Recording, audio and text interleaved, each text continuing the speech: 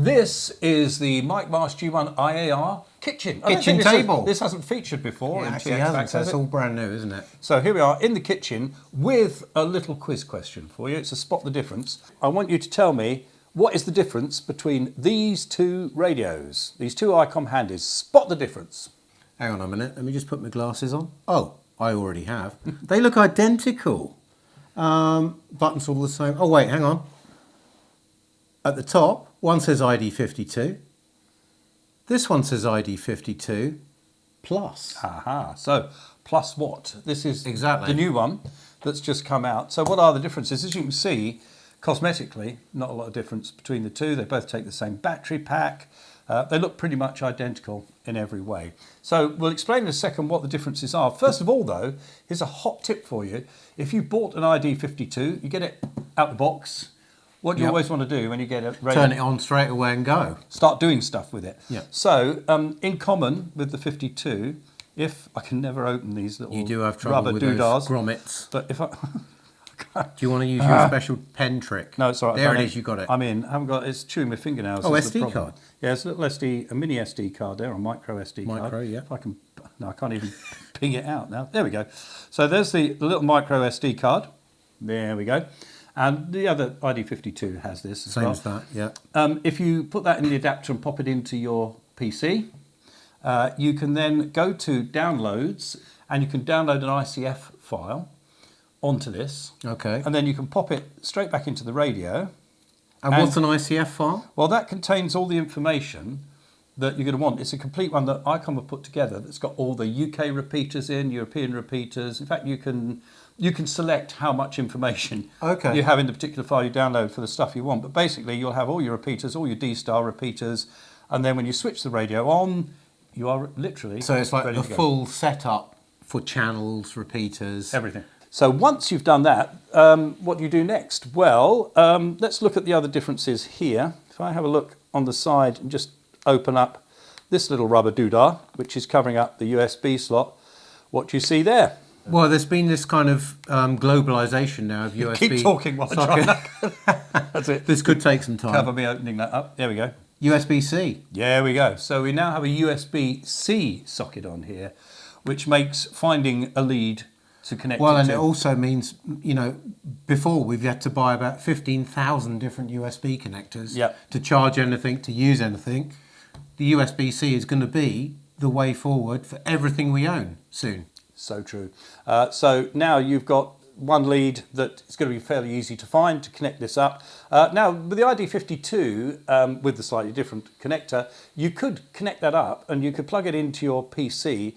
And then once it was tethered to the PC, you could use the PC as your internet access so that you could run that in terminal mode or access point mode via the computer.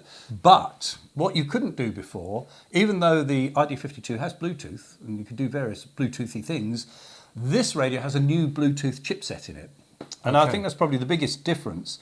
And the new Bluetooth chipset enables you to do all that tethering to something else but without the wire. So you can actually tether it to your mobile phone. In actual fact, some of the stuff that you'll see on the internet, and even the manual as issued with the radio, and I got it out of the box, is still catching up with the developments that Icom have done on this, because it used to be it only worked on an Android phone, but now it will also work on iOS, and so you can get apps for iOS or for an Android phone, and then you can connect via Bluetooth. And because of this new Bluetooth chipset, there's a few clever things you can do. So let's just have a look actually at some of the apps that are available here, Mike. So, because let's face it, a lot of us are now tethering our connectable handies to our phone for that whole hotspot thing.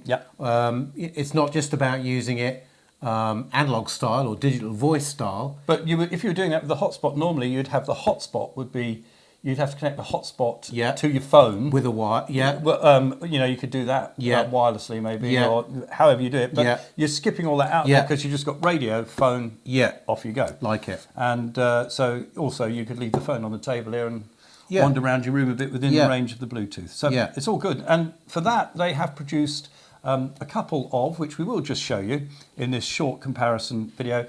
The first of the apps is the ST4001. And this is a picture handling app picture utility software, and it makes it a lot easier because what you can do is you can take a photo straight off your phone. Yeah, I was going to say. Yeah. And you can get it all sized right, how you want it, or crop it how you want on the app, and then send it to the radio. And then you can save it on the SD card on the radio so that you can send it to other folks, and you can do all that connection via the Bluetooth. Then there's the RSMS11. So this is another little app. And this one, if I, let's just power up the radio. Obviously, we won't go into all of that now, but you have to switch on the Bluetooth on the radio. Yeah, you have to, and your phone's got to be... And then you've got to pair them up. Yeah. But once they're paired, away you go. And so you could set up who you were sending your calls to, and when you're using it on D-Star. So if we set it scanning like that, it should get on and find, there we go. It says it's connected to the Icom ID-52, and then we're in a position to set things up like our tos and froms and all the stuff that we do in D-Star. We can do that on the phone, which is sometimes easier than using the slightly fiddlier controls on the radio. And we can also make other adjustments on the app for our Bluetooth connection, the transceiver settings, so we can change the output power on the transceiver. We can do all of that from the app. But in order to make that work, you do have to make sure the CIV settings in the radio match the CIV settings on the software. In the app, just like you do, we've talked about before with Icom radios when you're getting to talk to other devices, but it's really straightforward to do. And then the last of the apps is the RSMS31. Okay. And this is the software which will allow you to use the radio as an access point via the new Bluetooth chipset, which enables us to use it in terminal mode. So we can use it in terminal mode or as an access point using the phone as the connection to the internet for the radio. And for this one, there's a few things we need to fill in before we start. We can see at the top here, connection device. Well, because I paired it before, it knows it's that Icom BT ID-52. It's not connected at the minute. As you do when you set up for D-Star normally, if you're doing this on a radio, if you've used an Icom radio before and set up terminal mode, you need your gateway repeater server. People will be familiar with this with the other Icom radios, is you're going to put in whatever repeater you're going to use as a server, or whatever the URL of a server that you're going to use for the D-Star. I've put in the gb7ic.icomuk.co.uk, which is that Herne Bay repeater one. And of course, do remember you have to be registered with D-Star, and you do the registering. You're supposed to do that with the repeater that's nearest to you. And in the UK, it's always easiest to do that just with Icom UK, because they run that repeater. And you can get the info on how to do that on the website. Your terminal AP call sign, well, that's G0FGX. That's it. And whatever you've registered, I've got A there. 8 characters. Yeah. The gateway type, you've got a couple of choices. You can be Japan or global. Well, we're not in Japan, so it's going to be global. UDP hole punch. You are supposed to set routing for port 40,000 for this to work properly in your router. Although if you have the hole punch on, in theory, it might fight its way through anyway. Okay. That's always part of the fun of setting these things up, is port forwarding. Allowed call sign. So what we could do, Mikey, is, we could only allow certain call signs. So if I put that on, and then we could put a list of allowed call signs, but we're allowing anybody to use it. So and that's a bit like a not list, isn't it? But that an allowed list. Yes, the other way around from a not list, exactly that. So you can either have it open to everybody, which I've got at the moment, or you could set it up so that anybody can use it. So before we can now use that with the radio, we've got to put the radio into terminal mode. Like it. So there we are. We're not in terminal mode at the moment, but we go menu, DV gateway, and we want to step up to terminal mode. Yes, please. Oh, one other thing, I'll just show you. You can configure how it connects. So DV gateway connection, is it USB or Bluetooth? It's Bluetooth we're going to use. So there we are, and we are in terminal mode. I think if we come out of it now, it says terminal G0FGX. So now we should be able to connect the app to it. There we go. Okay. And so I've got it in terminal mode here, and we're still connected to my phone.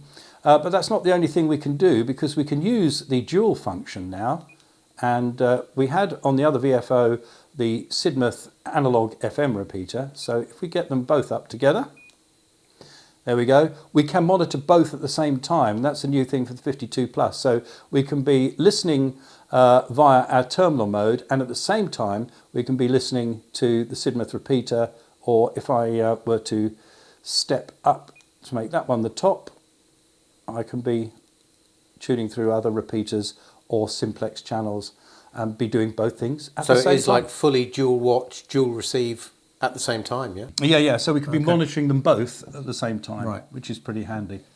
The key differences then between the ID-52 Plus and the ID-52, that USB connector, which we talked about. So that's a key thing, the USBC connector. But also that new Bluetooth chipset in here, which allows us to wirelessly connect to either an iOS phone now, and that's new, it used to be just Android, or an Android. We don't need the cable anymore, and we can do access point mode or terminal mode wirelessly with that. And it will also allow us to do that and at the same time carry on monitoring on the other VFO for normal repeater or simplex activity. The other thing, of course, we did mention earlier was the fact that it's easier to manipulate the pictures with the new app that they brought out for that. So you can crop your pictures, sort your pictures out, load them to the radio and share those with your pals on D-Star. One other point, it's a different app for the 52 Plus when you're going to use terminal mode and access mode. It's the MS31 app. It was a different app that they used when it used to be tethered. So there we are. Those are the differences, and that is the brand new ID-52 Plus.